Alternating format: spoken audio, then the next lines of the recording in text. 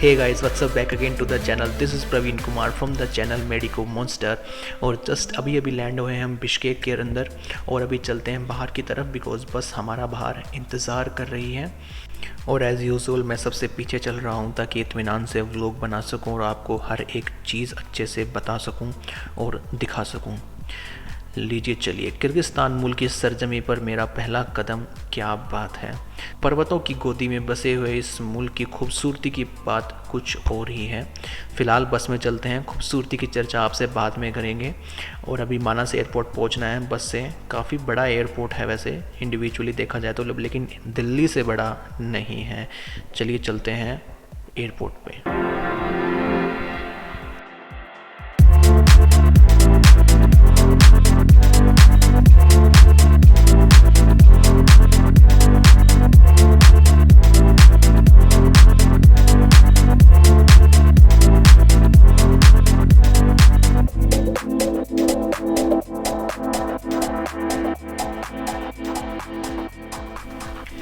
Finally हम पहुंच गए हैं मानस एयरपोर्ट पे और यहाँ पे हमें अपनी शायद Covid vaccination certificate and RTPCR negative certificate दिखानी पड़ेगी। तो अभी देखते हैं कैसे क्या होता है, दिखाने की ज़रूरत होती भी है या नहीं। वैसे अगर फ़्लाइट टाइम की अगर मैं बात करूँ आपसे तो हमें करीब 4 घंटे लगे हैं दिल्ली से बिश्केक पहुँचने में। एंड बीच में भी आपका काफ़ी टाइम लगता है वीज़ा एंड ऑल चेक वेक होने में, तो एक हिसाब से पूरा दिन ही लग जाता है अपना। एंड जैसा कि मैंने कहा था कि हमें दिखानी पड़ेगी, तो यहाँ पे हमसे vaccination certificate and Covid negative certificate मांग ली गई है। तो भी हम दिखाते हैं इनको।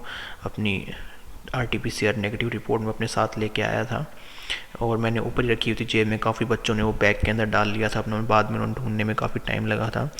तो आप अपनी नेगेटिव रिपोर्ट को और पासपोर्ट को अपनी जेब में रखें ऊपर ही बिल्कुल, या फिर हैंडबैग के ऊपर रखें ताकि आपको ढूंढने में मुश्किल ना हो।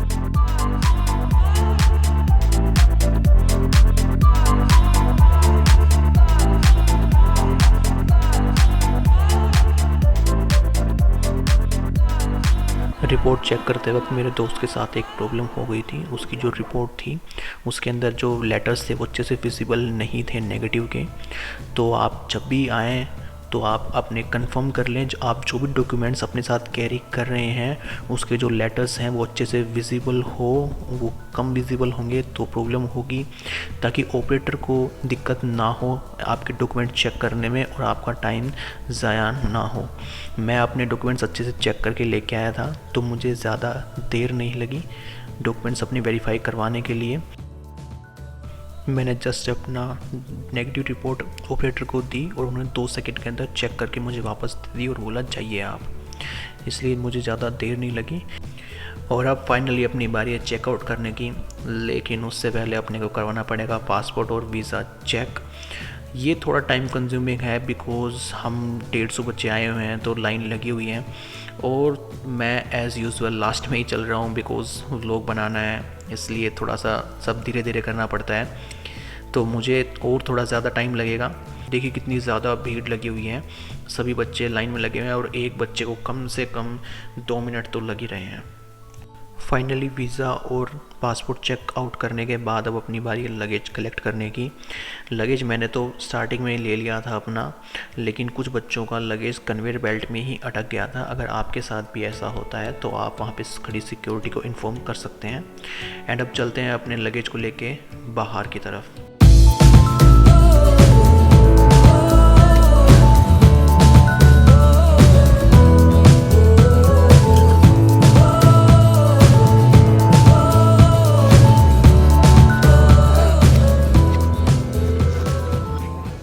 जैसे ही हम बाहर आए तो हमें मैनेजमेंट के लोग मिल गए हमें हॉस्टल्स ले जाने के लिए।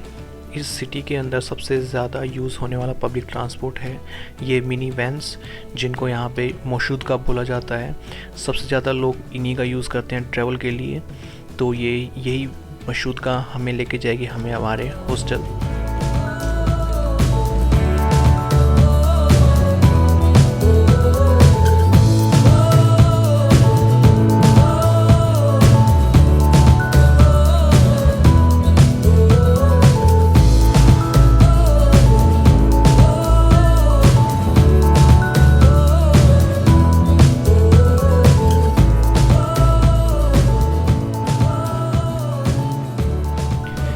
फाइनली हम पहुंच गए अपने हॉस्टल के अंदर, और हॉस्टल अंदर से कैसा होता है ये मैं आपको बाद में दिखाऊंगा। इसके लिए अलग से व्लॉग बनाऊंगा जिसके अंदर सभी चीज़ बताऊंगा, क्या क्या चीज़ें मिलती हैं, क्या क्या चीज़ें नहीं मिलती हैं यहाँ पे।